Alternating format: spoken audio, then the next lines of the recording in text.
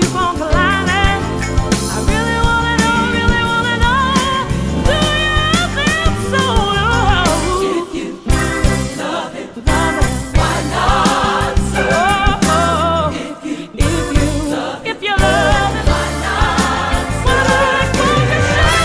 If you love it, oh yeah, why not serve? Soldiers of the cross, oh, we're holding up the blood-stained banner, yeah.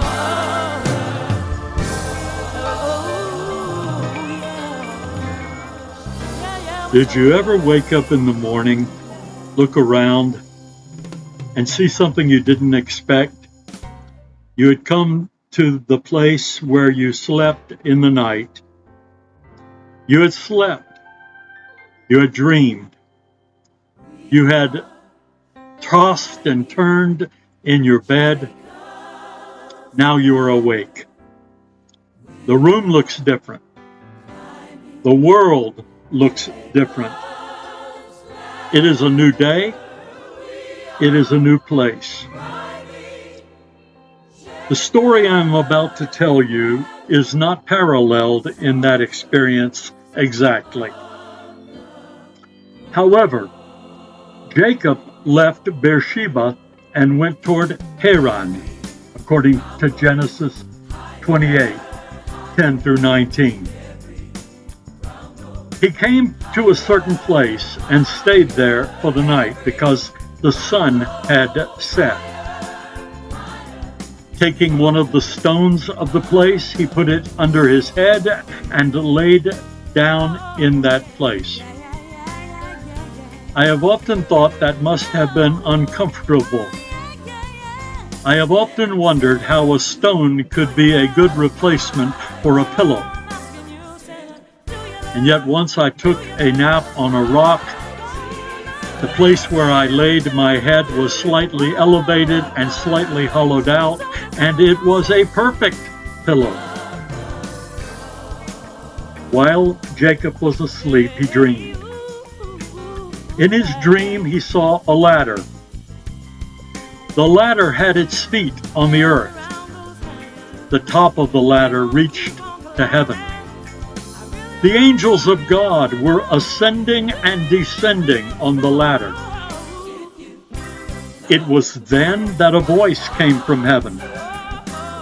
The Lord stood beside him and said, I am the Lord, the God of Abraham, your father, and the God of Isaac.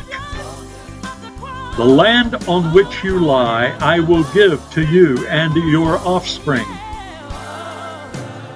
And your offspring shall be like the dust of the earth, and you shall spread abroad to the west, and to the east, and to the north, and to the south, and all of the families of the earth shall be blessed in you and in your offspring. It was a renewal of a promise. The promise had been made to Abraham. The promise had been reiterated to Isaac. The promise was now being made to Jacob. I will bless you, God says. I will give you land. I will give you an inheritance. But most important, God said to Jacob, in you, that is in your person, in your heritage, through your life, you will be a blessing to all people. Your offspring, your children, your grandchildren, your great-grandchildren, and for many generations will be a blessing. God continues. God says, know that I am with you. Know that I will keep you. I will keep you wherever you go. I will bring you back to this land.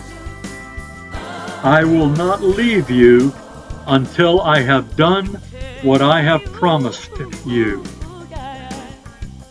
It was at that point that Jacob woke up. He awoke from his sleep and he made this declaration.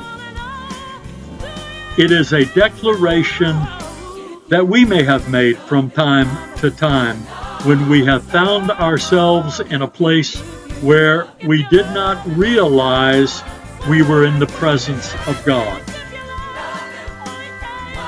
Jacob said, "Surely the Lord is in this place." But he followed that statement with these words, "And I did not know it." And I did not know it. God is here. God was here. God continues to be here. I was not aware. When have you been in the presence of God and knew it not? When has God been speaking to you and you were not aware? When has God been tapping you on the shoulder and you did not realize that it was God? Jacob said, "How awesome is this place!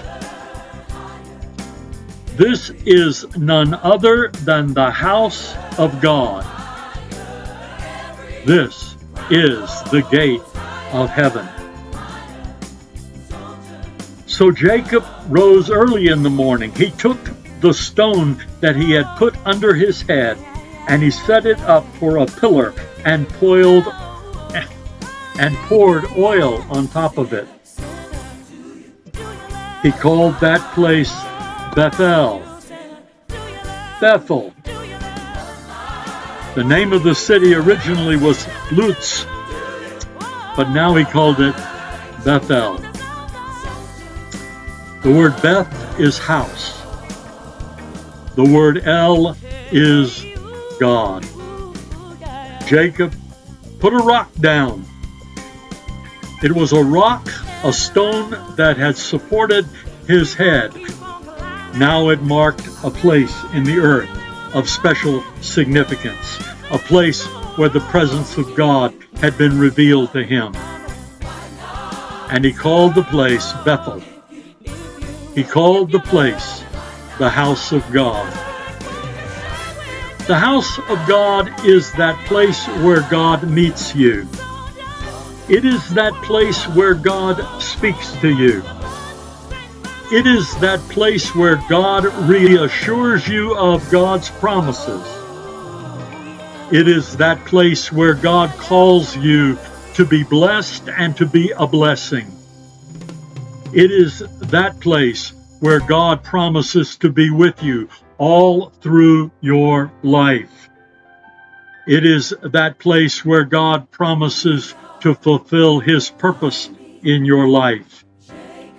It is that place where you meet God and your life is transformed forever. It is that place where you may set a stone.